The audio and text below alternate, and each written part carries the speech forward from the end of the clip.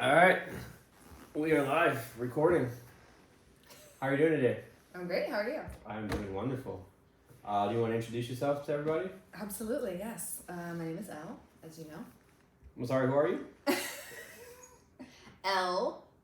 That's my nickname. Nobody needs to know my government name. What you want to know some stuff about me? I mean, I know some stuff about you, but maybe whoever's watching might yes, not. our 5 viewers. Yep, all 5 of them. All 5 subscribers. You gotta start somewhere, Actually, you know? I think you have 4 subscribers. You gotta start somewhere. Yeah, no, it's cool. I dig it. I'll make a fake Google account and be the 5th. It's cool. I'm one of your subscribers. I appreciate it. You're welcome. Thank you. My name is Elle. I'm a business owner, wedding photographer, and videographer. Wedding photographer, videographer, okay. I've been doing that for 8 years, as you know. I do. I have a 15-year-old daughter. I think I know her. Yes. And I was married to you for 7 years. I faintly remember that. I know, it's been a long time. It's like, oh, like. Yeah, whatever. Rude. No, it's all love. So yeah, well, this is actually a couple things. This is my birthday weekend. Yep. We were doing this, and last year for my birthday, we actually went to the courthouse and saw the magistrate and did our divorce, and that was kind of like a divorce present or a birthday present. Yeah. Yeah. So we're coming up on the 1-year divorce anniversary. Congratulations. High five. Yeah. So how has divorce treated you? How has it been for you? I have no complaints. No complaints. Okay. No, let me stop. I mean, okay, divorce is like a little bit hard. It's not like something that everybody wants to sign up for, but I think ours is the best divorce I've ever heard of. I'd agree with that. Yeah. I've actually had coworkers that said marriage is great, but you should try divorce at least once. Really? Yeah. Okay. Why? Theirs was not as good as ours, for sure. I think ours was really good. Mm-hmm. Would I do it again? Sure, it was great, right? You would divorce again?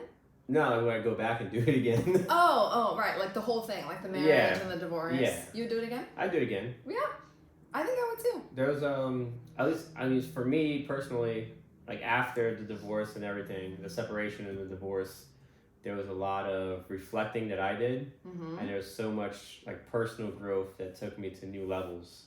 Yes. Where I feel had the separation and divorce not have happened, like that growth would not be there. Yeah, agreed. And I feel like it goes both ways. Mm-hmm.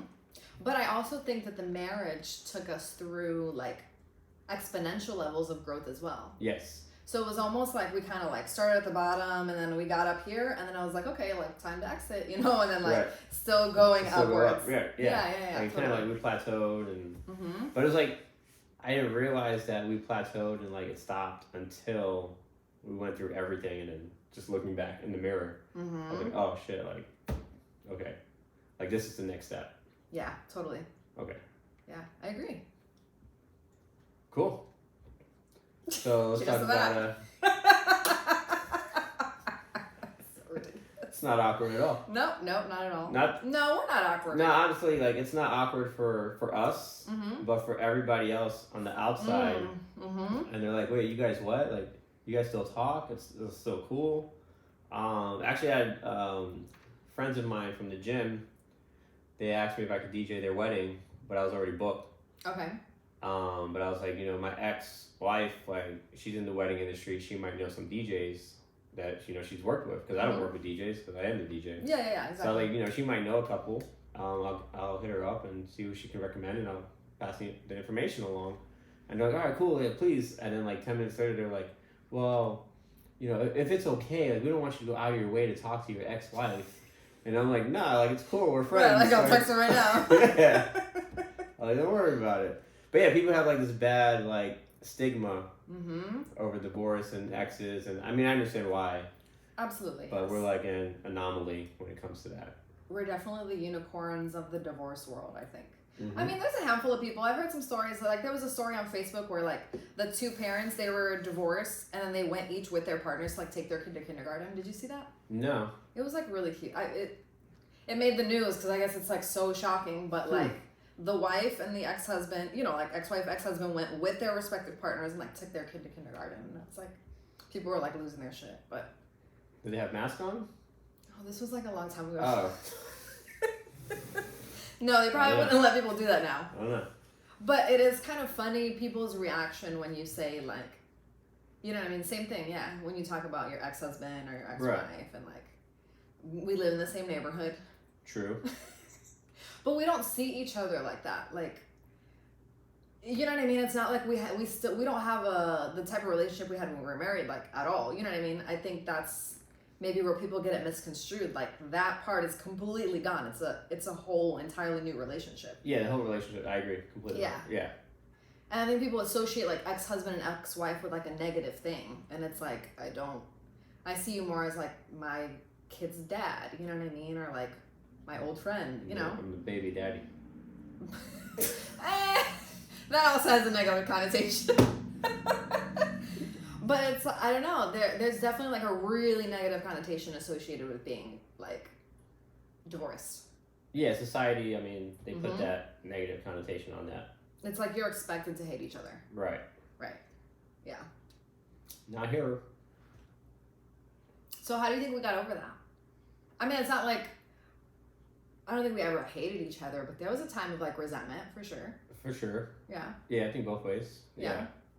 How do we get over it? Like, advice to other people going through it? Like, yeah, I don't know. Like, what do you think? Like, how were you able to like compartmentalize that or like deal with that? That's hard. I mean, it's not hard. It's easy for me to say. Yeah. As you know, 'cause, I mean, I think there's times where you know me better than I know me. But you know, like, my emotional side is just like non-existent. So correct. Very unemotional. But any advice I could give to other people is just like, you kind of have to take yourself out of it. Don't be selfish, and you're doing it for the other person. You're doing it for the child or children. Yep. That you literally, it's not for you. Right. Yeah, I agree. I feel like people mess up because it's all about them, and they feel like it's their time to be selfish, and that's where everything goes downhill. Right. Yeah, I agree. I think a lot of people also hold on to like vengefulness. Yeah. I don't know if that's the word, but it's like, they just don't know how to forgive. Right. You know what I mean? And it's like, forgiveness is a gift that you give yourself. And it's also a gift that you're giving your child, right? Because if we can forgive each other for like things that we did that maybe we didn't even like realize, you know, like sometimes you just do stuff that hurts somebody else and you don't realize it. And now you're like, oh, okay, well now I realize that I kind of hurt you. So like, you know, I forgive you, you forgive me, we forgive ourselves. And like, you know what I mean? Yeah. Do it for but here's the thing is people stay together for the kids. I think that's terrible. I agree. I think the kids see that. And you're not, I mean, at the end of the day, as a parent, you want to be a great example of how to live. And the greatest example on how to live is really to be happy. Right. And kids can sense their parents not being happy. Absolutely. Body language, facial expressions. You know, you can't really fake it. No, you can't. Long. You really can't. It's disingenuous. It's, you know, someone says something and I shrug my shoulders and I'm like, oh, here we go again. Like, the kids see that. I think what we did, how we did it, like, we sat her down, we told her collectively, like, this is, you know, mommy and daddy are separating, we're gonna live in different houses. I think we literally, like, walked her through it. It was like almost like a guide. Totally, yes. And then, you know, she was a part of it. This is the bad. Right. And she was a part of it, and you know, we kept her informed, and she sees that, you know, her mom is happy doing her thing, her dad is happy doing his thing, and we still keep her informed, and she likes to call us frenemies. That's like a little, you know. But yeah, like I know she's happy. I feel like so happy. All three of us have benefited exponentially. Yeah. From the separation. That's true, because I think we're modeling for her too that like you have a certain standard in life, and if something is not meeting your standards, then it's okay. Like, it takes a lot of courage to split up. No, it does. You know? It does. And then we're teaching her, I think, to be courageous and to have high standards and to communicate and to not always take the easy road. Right, but you said something in the beginning there, like, you're teaching her, like, if you're not okay with something. And I feel like a lot of people instill in their children, like, you cannot fail. Failure is not an option. But really, failure is the greatest teacher. You learn the most from failing. So it's okay to fail. Right. And I think that we are great examples to her, showing that, you know, mommy and daddy, we got together, We got married. Was it a successful marriage? I mean, by some standard, it ended, so maybe not. But we got as much good from it as we could, and we're continue to stay good friends and good co-parenting, and still be good examples for you and help you progress in life. Right. So I mean, it's overcoming a failure. It's like jumping the hurdle. Right. It's teaching the child like, okay, we failed, and this is how we're overcoming it, and this is how we're getting past it because life does go on. Right. And life is full of hurdles. Like exactly. Yeah. Everybody's going through something. Yeah, for sure. So you mentioned a failed marriage, and I had this conversation recently with somebody. Do you think that divorce automatically indicates a failed marriage? Like, is a successful marriage only one that stays together? I think that's personal mindset. I don't think there's one straight answer for everybody. Yeah. But me personally, I mean, how would you define success? If you have a business, right? If you had to close your business, was it a successful business? Depends why you closed. Right, so it depends. I think why the marriage ended and what happens after it ended. So I don't think we had. I want to say we technically had an unsuccessful marriage. I think we learned a lot from our marriage and being together that has helped us after the fact. Right. So because lessons learned and there's so much knowledge accrued from it, I cannot say it was unsuccessful. I say there's a lot of successes that came from it. Right. So on the scale, I would agree. I think calling it a failure though is almost like admitting like defeat or something. I don't know. I think calling it a failure is like it ended. To me, it ended, but it didn't fail because I think, you know what I mean? Like the marker of a good marriage is like a successful marriage. Like we had some of those things and then it just ended. Right. You know what I mean? But I don't think it failed. Maybe it would fail if it like completely imploded and like we did hate each other. Right. And we weren't able to be successful co-parents and we couldn't be in the same room together. Like that to me would be more of a failure. But I think people just automatically label the divorce as like my failed marriage. And it's like messes with your psyche a little bit. No, it's definitely their psyche going into the divorce. It's like, oh, my failed marriage. So then therefore everything from that point is completely negative. Yeah, it's like, woe is me. And it's just like right. And it's like, how am I going to bounce back? And it's like, oh, yeah, a bunch of crybabies. I think for... I mean, don't get me wrong. I felt like that in the very beginning. I definitely like felt like, okay, like my life was supposed to go like this. And it just like, you know, like skirt. But so I think that's normal, but you don't live there. Right. You don't live in this whole mindset of like, we failed. You can, and people do, but you'll never get out of that rut. It's unproductive. It's like quicksand. It's just bringing you down. Absolutely. You have to get past it. Yeah. But go ahead. No, so it's funny you say that because you felt like your life was like one way, then like, and it's crazy for me because I feel like when we were together and when we were married, at any point in time, if you would have went down the calendar like this day, my mindset was like, okay, well, I know where I'm going to be 3 months from now. I know where I'm going to be 6 months from now. Because it was like this cycle that we were in. It's a routine, yeah. It's a routine, very routine. And now that we're divorced, I honestly don't know where I'm going to be in 2 months from now. I don't know what I'm going to be doing, like 2 weeks from now. Right. I have no idea. Yeah. So I feel like I've lived, or I've the got both Sagittarius sides. in you is like, ah. Right? Not in the cage. Free.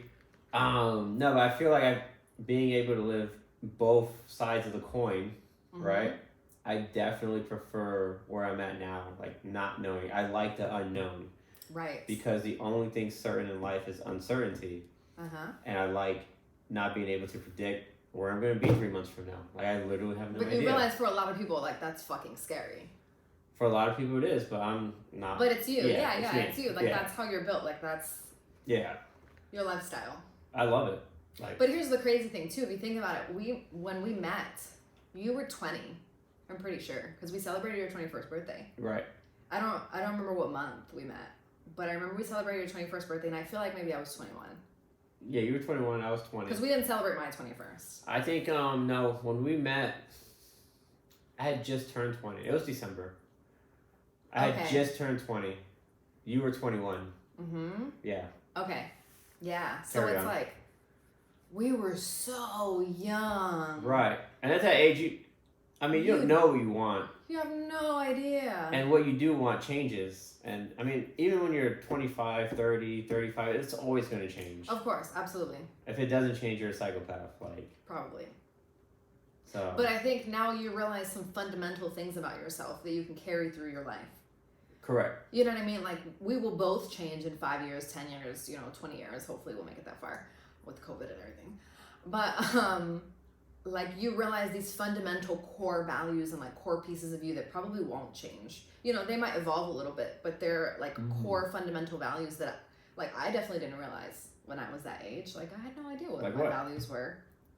Just, like, just core values in your life, like what's important to you, like what do you want in a relationship. Like, for example, for me, which is like, I realize this now, I'm a very like physical touch, like cuddly hugs, kisses type of person. Like, I'm like a level 10 plus and you're like a 1 or 2. I wouldn't put me at a 1 or 2. I definitely like to cuddle. I enjoy cuddling. Okay, I mean, but you're not like super affectionate. Like, I literally want somebody to be like hugging me 24/7, like a sloth, just like glued to me. No, that's disgusting. No, but I like that. That's Like, to me, it's like I want physical affection 24/7, and so you want like clinginess. Some people call it clinginess. It's clingy. Some people call it clinginess. But like, if I'm in the car driving with my man, like I want his hand on my thigh. Like, I want to walk through the store holding hands. That's not safe. Or like, listen, it's fine. Okay. As long as it's not a 6 shift. But you're not like that. You know what I mean? But I didn't realize that was such a core, like, fundamental thing to me. Like, that is like crucial, like top 10 things that I need in a relationship. Okay. You know what I mean? Amongst other things. But it's like, you don't realize that, so you don't know what to look for when you're looking for a partner. You're just like, oh, like, I really like this person. We love to hang out together. I mean, I can see that. Like, yeah. At 20, my values have changed. Like now, like I just need someone that has good credit, a job. I mean, you have always valued like financial. My mind's always like in business mode, and it's hard for me not to. Like, even our marriage, like I kind of like went into it like a business. Like, you're making good money. Like, I'll be making good money. Like Jay-Z, Beyonce, we could grow and build very quickly. Which we did that. And we did. Yeah, we did that. But yes, and it's hard for me to escape that aspect. Because I feel like, like Jay-Z, I'm not a businessman. I'm a business. And if you look at your individual self and your self-worth as a business, and you treat yourself like that, then you're going to grow and get better and improve. It's true. But then you got to bring in a good business partner that, Right, you got to bring a good business partner. But that's the thing. Like, for me, my mindset is business. Like. Right. Which, I mean, maybe at the end of the day, you're just not, like, a relationship type of guy. Maybe not. I don't know. I'm still figuring that out, honestly. Right. Yeah, and I think that's okay. And so, like, I mean, if you Google when do men mature, they say 37, I believe. 37? I'm pretty sure Google says 37. I heard 25 on No, it's definitely not 25. It's definitely 37. Holy shit. Well, you got... Like, I just want to pull it. 3 years to go. Don't put my age out there. Damn. My bad. Shit. My bad. I don't know about 37 for a man to mature. 37. That sounds insane. Look at it right now. Yeah. People are getting married in their early 20s. Women definitely mature a lot quicker than guys. We all know that. Alright, here we go. Google. Psychologically or what like... What age do men... Well, here we go. This is suggested. What age do men emotionally mature? Okay. 43. What? We're all fucked. Yeah. That's insane. 43. Okay, well, I mean, let's put this into perspective, right? I think the average lifespan right now is like 80. Not the average, but like, well, yeah, I think the average lifespan is 80. Men grow up at 43, 11 years later than women. So women grow up at 32. Huh. Somewhat grown up. That's why most women like older men. That does make a lot of sense. They're both on the same maturity level. But then why do old ass men like young girls? Because they're bros. That's obvious. Yeah. That's obvious. Come on. True. Interesting. So I mean, I got a good time to go. Yeah. To figure it out. No, I mean, I think the whole timeline thing is a fallacy. Like I've thought about. Oh, really? Disagree. Okay, but hold on. But let me explain.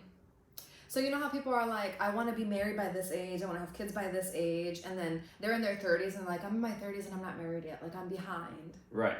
That's so you disagree with? I disagree. From a woman's standpoint, I disagree. From a woman's standpoint, you're not a woman, so you can't have an opinion. But here's the thing with females. For females do have a ticking clock. Okay, biologically, yes. Biologically, yes. They have to have kids by a certain age, which means they have to figure it out a lot quicker than men do. Because men. Hence why they're mature. I have a coworker that's like 52, and he just got his wife pregnant, and like they're having. How old is she? About the same age.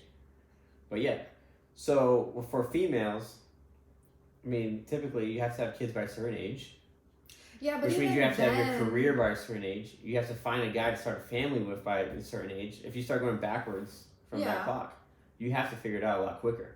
So there's a lot more pressure on a female than there is a man, because a man could just go find a younger woman and start a family with her.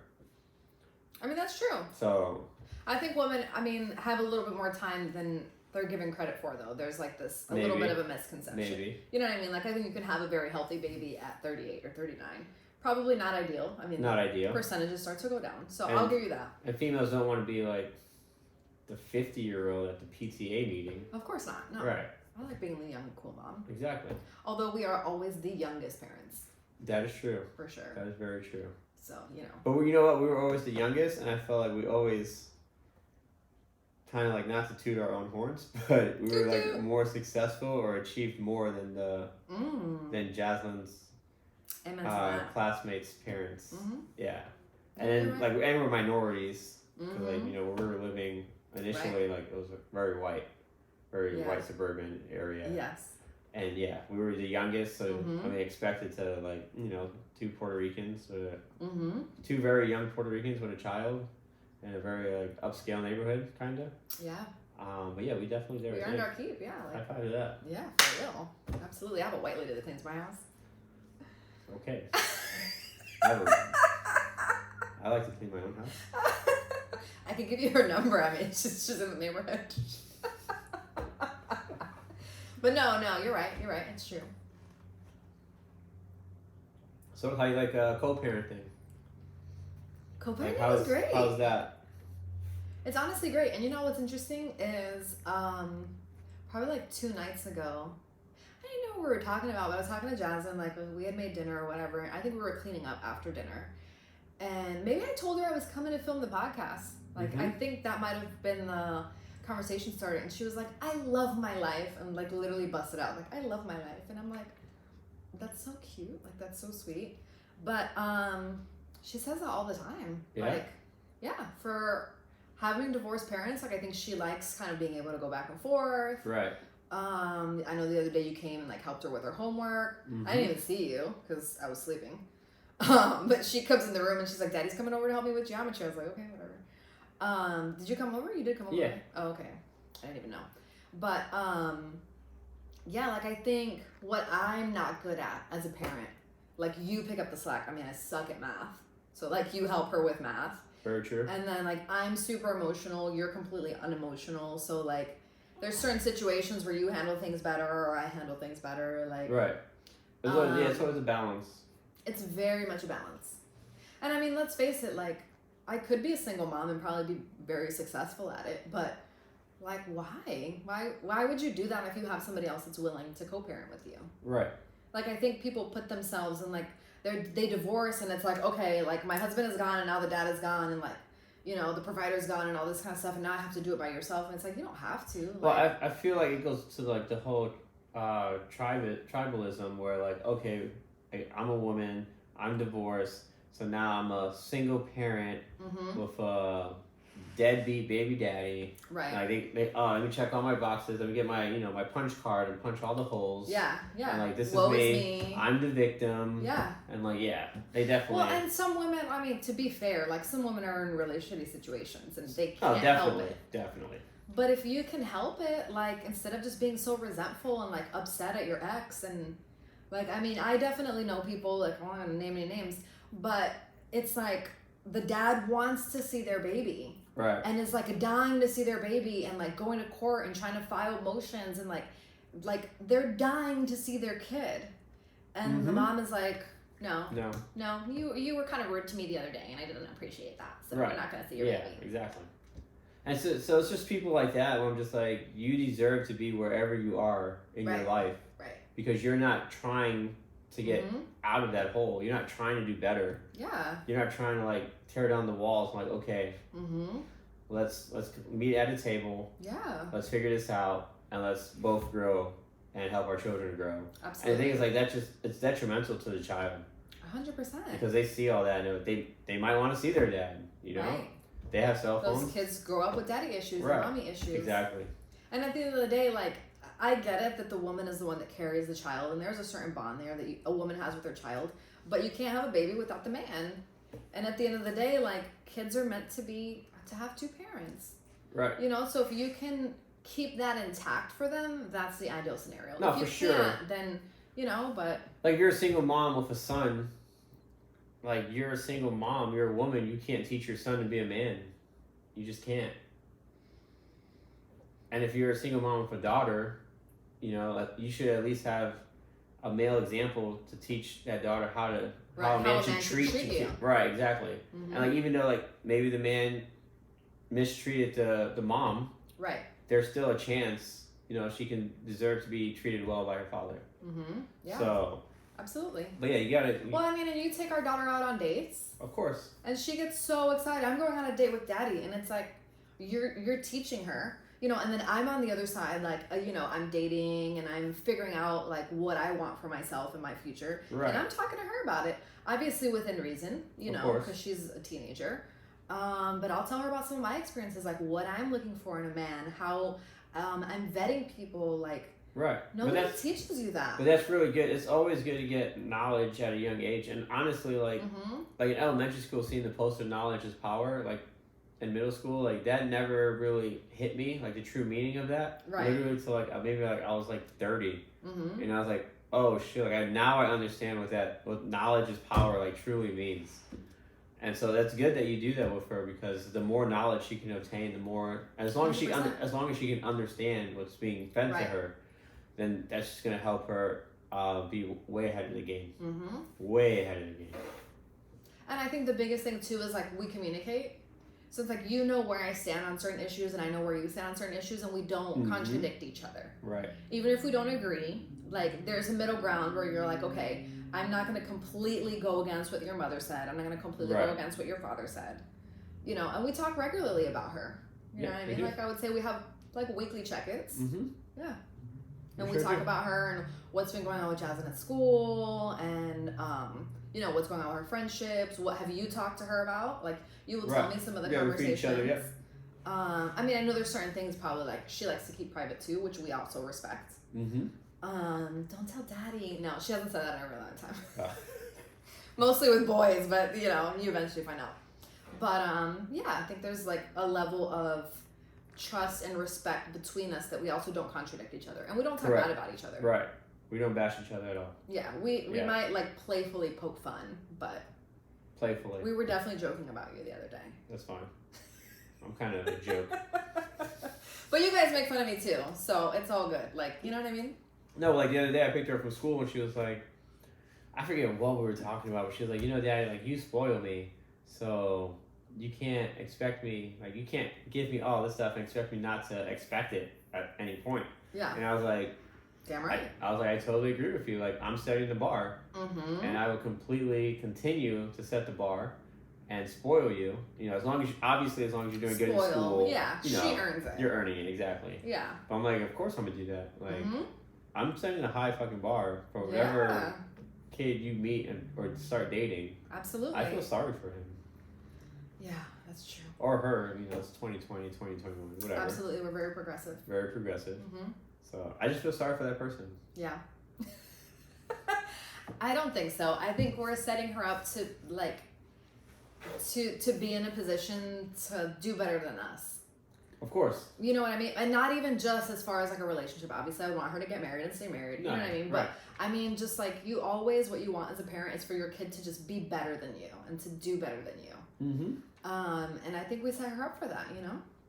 I mean, I definitely I didn't grow up with anybody talking to me about relationships or like what to look for in a partner or anything like that. Even like financial literacy, like we didn't grow up with that. I have 2 points for her to grow up to. And those 2 points are to be self-sufficient, right? Don't rely on anybody, including your parents. Like, rely on yourself. Yeah, fair. And the second is to always be happy. If you're not happy, get out of whatever situation you're in and find your happiness. That's it. Yeah, I would agree with that. Just bare bones minimum. But being self-sufficient sometimes involves asking for help too. If you need it, for sure. Yeah, absolutely, right. But if you set yourself up right, you shouldn't. But there's always, everybody else needs a little push here and there. And I always tell her, Mommy and Daddy are always here for you. We're always going to help you. Right. At the same time, I always tell her, I give you enough rope to hang yourself. True. And when you do hang yourself, if you hang yourself, I'll be there to cut the rope. But I'm not afraid to let you. Your own person. I'm not afraid to let you fail. Agreed. Yeah. But we'll be there to pick you up. I agree. That's good. Well, the fact that we share similar parenting ideals, I think, does make it easier for us as well. I don't know if we always did. I mean, I think we got there. Yeah, we're opposite in some aspects of that. I clearly have a couple that I can example, but I can think of them, but we're not going to mention them. Yeah, and so like, even moving forward from today, like we're still opposite on certain things. Yeah. But I think it's good for her to get both sides. Also true. Yeah. Sometimes it's good to hear the opposing argument. It's not that we're going against each other. It's like, this is my opinion, this is your opinion. Right. And then we leave her in the middle to make her decision. Right. Like, I think we've been really big on that, like, throughout the years of, like, we'll give you as much information as we can, but the decision is yours. And she knows that she's empowered to make her own decisions. Right. Yeah, which is huge. We should really teach a parenting class. We should. I'm down. That'd be awesome. I don't know what free time I have, but I'll find some. I'm just saying, like, let's be honest. Like, we're pretty good at this. No, we're really good at parenting and co-parenting, for sure. Yeah, I agree. Very much, for sure. Yeah. And I think if you asked our daughter, like, she would give us all 5 stars. Absolutely. I mean, she doesn't really have anything to measure us up against. Yeah, she does. But her classmates. Her friends, yeah. Her friends. Yeah. And what her friends are allowed to do with their phones and stuff like that, for sure. It's true. Yeah, I agree. But I think we're also pretty strict in some things. Like, people see us as, like, the cool parents and the young parents, but I think our daughter is the only one I know of that has restrictions on her phone. Yeah. Like, I haven't met another kid that has restrictions on their phone. I lie. I mean, my best friend's stepdaughter has, like, a time limits and stuff on her phone. But I don't think any of her friends have that. Because there was a point where, like, she couldn't go to certain websites, and, like, the school was asking her to go on these websites, and I'm like, why does the school need you to use your phone? And, like, she couldn't access them because her phone's blocked. So, obviously, I unblocked her. But I think there's a lot of things we're super strict about. Because we're young and we freaking know. Right. Like, we're in the know. Yeah. Like, these kids had Snapchat when they were 8 years old. Like, that's why I tell all my friends and coworkers, I'm like, I have coworkers that are like, no, I'm not on social media. I don't have any of that stuff. And I'm like, no, you need to get it so you know what your kids are doing. Right. It's not for you anymore. Yeah. Like, there's a lot of stuff you can do on these apps. I mean, have you been on TikTok? I have a little bit, yeah. There's some weird stuff on there. No, there's some weird stuff on Wish. You ever been on Wish? What is Wish? It's like you buy stuff. Oh, yeah, but yeah. It's like a weird Chinese marketplace. It's like a weird Chinese marketplace. Yeah, I've seen people screenshot stuff. But then you just start scrolling, and it's like normal gifts. Like, because I went on there, like, all right, so for like Christmas and stuff, I'm like, what is she going to get her mom? So, like, I go on Wish.com or DollarTree.com. Oh, lovely. Wonderful. That's great. No, we're going on Wish.com, like, because there's a lot of stuff on there. It's cheap stuff. It's cheap stuff. Yeah. So I'm just like, all right. And so you start scrolling, and it's like, like bath bombs, or, regular generic stuff you would find. And then you reach a certain point, and it's literally all adult sex toys. Really? Like, all adult sex toys. And I'm just like, wonderful. All right. I had no idea. Yeah. When you're bored, just do it. Yeah, okay. When you don't know what to get yourself for Christmas. Yeah. Thanks so much for that piece of insight. I'm just going to order something on Wish. It's all there. But it's true. I mean, there's like all kinds of weird apps and things, and like you have to be on top of things. But I believe that you have to be strict to a certain extent. Like you can't be friends with your kid. No, right. And I was literally having this conversation the other day, and I'm like, you have to like. It's all like I highly promote. Well, a couple things. One, there's no one way to raise a child. True. Yes. Every kid is different. Especially people who have multiple children. There's couples that have 2 or 3 children. Oh, that's a good point. You have 2 or 3 different personalities. Mm-hmm. You can't teach them all the same. You got to look at it like if you're a guy, you're coaching a basketball team, you're coaching a football team, you're literally coaching egos. And you can't teach them all the same. You can't talk to them all the same. They don't all receive information the same. I don't think most people. A lot of teachers know this because they spend every day with 20 kids in their classroom, and they know each good teachers, learning style. Absolutely. Right. Yes. But that translates in your home. If you have multiple children, you can't punish them all the same. They're not equal. And one thing I love to do is I love to find my friends who have multiple children, and I love to corner them in the kitchen, and I'll be like, "So who's your favorite child?"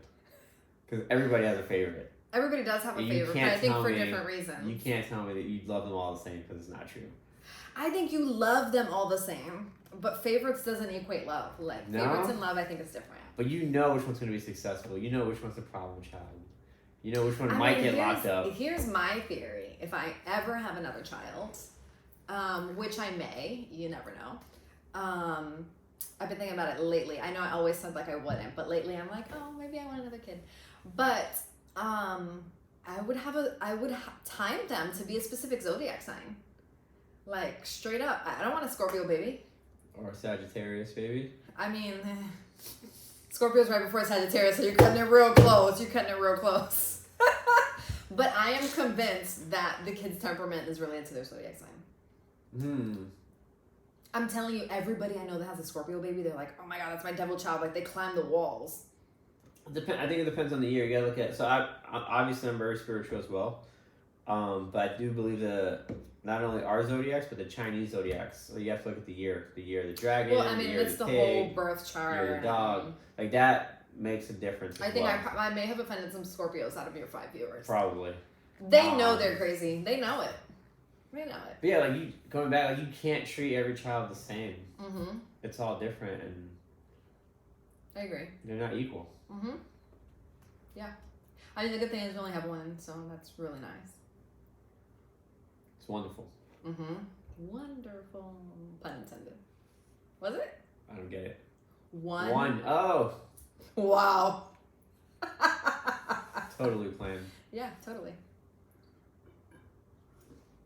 So yeah, what advice do you have for newly divorced couples that are trying to co-parent? All right, so newly divorced couples trying to co-parent. What advice would I give them?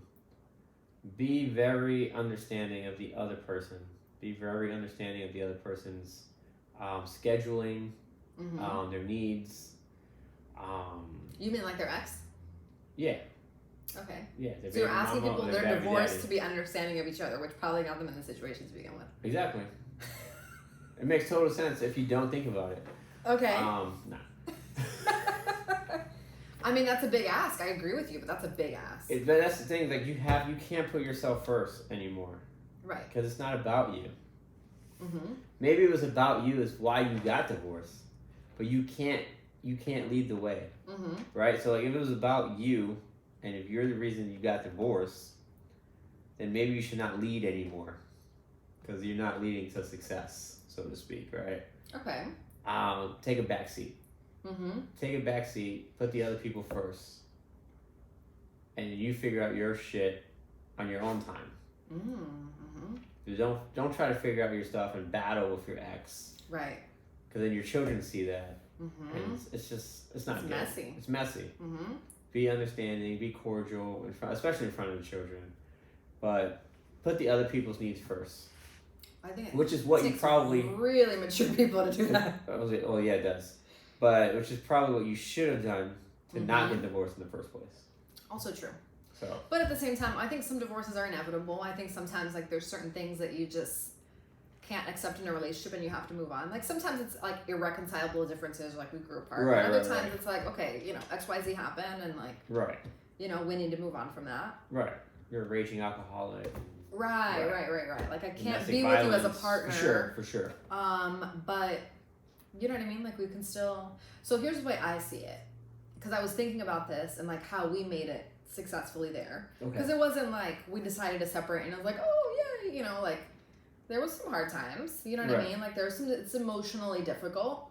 But I see it almost like you have to grieve your marriage like if somebody died.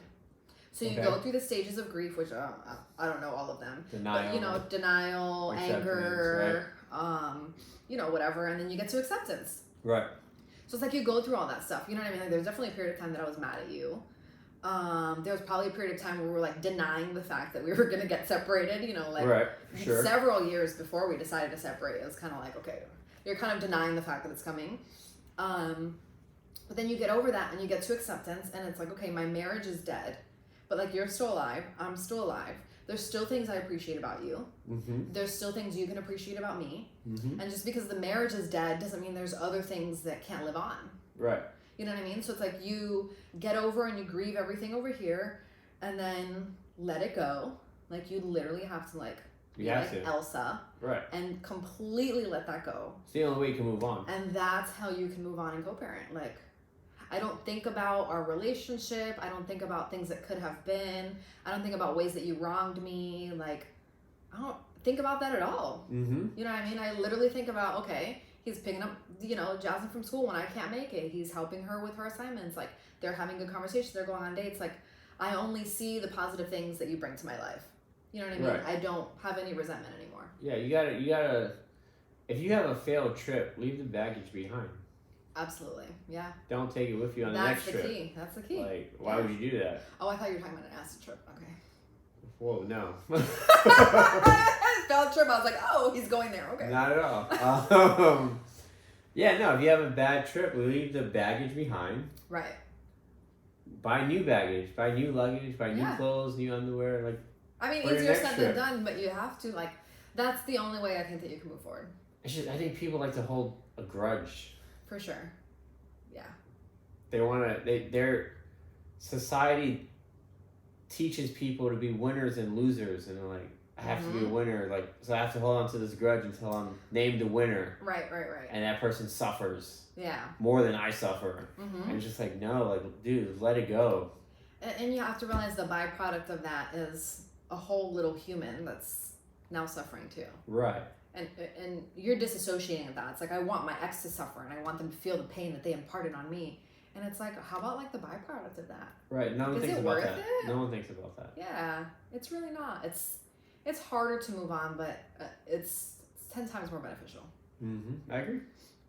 Now, how about like dating wise? Like, let's talk about that. Okay. What do you want to know? No, not that I want to know anything. To be clear, we at least I communicate my dating life after the fact, after we've separated. Yeah, divorce. not in like too much detail. Yeah, but we talk about it. Yeah, we talk about it back and forth. Mm-hmm. So like, I know your dating life, you know my dating life. Mm-hmm. I think we're very respectful towards each other about it. Yep. I think like sometimes the people are like, I've had people ask me like, would you ever get back with your ex? Like, what if it? And I'm just like, dude, I don't even know how I stayed married to you for so long. Yeah, same. Right? I have like, no offense, but I don't think you could pay me enough money. When are you going to remarry? Like, you guys going to get back together? I'm like, absolutely not. Like, never in a million years. Never. Just because we get along doesn't mean that we have any kind of a romantic spark. Correct. Like, I don't think, like, I guess the whole platonic relationship thing is just like, so, again, like unicorn and rare nowadays. Right. But, like, our relationship is 1,000% platonic. I could not agree more. Right? Like, but I think with dating, sometimes you have to really like explain that to people and they don't understand that because, I mean, it's a little... They don't believe it. Yeah. They don't believe it. Yeah. Like, okay, they say that, but okay, whatever. Right, there's always a chance. Right. No, there's no chance. No, there's no chance. Like, we could be the last two people on Earth and I would just be like, all right, well... Guess we're dying. Yeah. That's it. This is how it was meant to be. Like, yeah. Yeah, we're so opposite when it comes to so many things. Right. No, not at all. Never. Well, and I think too, this is another thing I was thinking of. So if you think about somebody that knows you well, because here's the thing, sometimes people are like, oh, you got to leave the past in the past, and like, you should only talk to your ex-husband for 15 minutes and only talk about your kid. And it's like, no, sometimes we have conversations about other things. Yeah. You know what I mean? Not that we talk on a regular basis, like we don't hang out like that on a regular basis. But if I needed some advice, like I could call you. You know what I mean? And I think out of all my friends and people that know me, like you're one of the people that knows me the best. Like we live together. We went through a lot of things together. Like there's things that probably my best friend doesn't know about me because like we've never shared a house together. You know what I mean? Yeah. So I think from that standpoint, like it does make sense that we can have a friendship because we know each other really well. Like I'll call you and be like, oh, this happened. Like, am I being a bitch? And you're like, yeah. Yeah. And I'm like, okay, cool. Like, thanks for telling me. Like, it's no hard feelings. You know what I mean? Like, I'm going to get a super honest opinion from you because you know me really well. Mm-hmm. And all I give is honest opinions because Sagittarius. Mm-hmm. Yeah, for sure. Sure.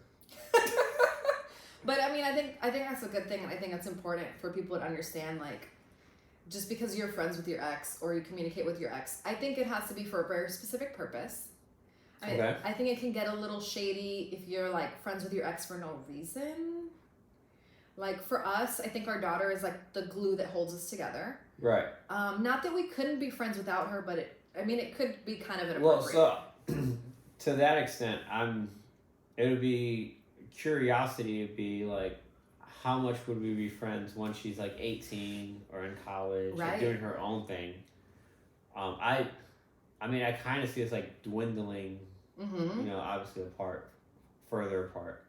Yeah. When she's like more of an adult, for sure. I would agree with that. I feel like by that point, like you'll probably have a new life with like a new husband, remarried, 100%. maybe start a new family. I don't know.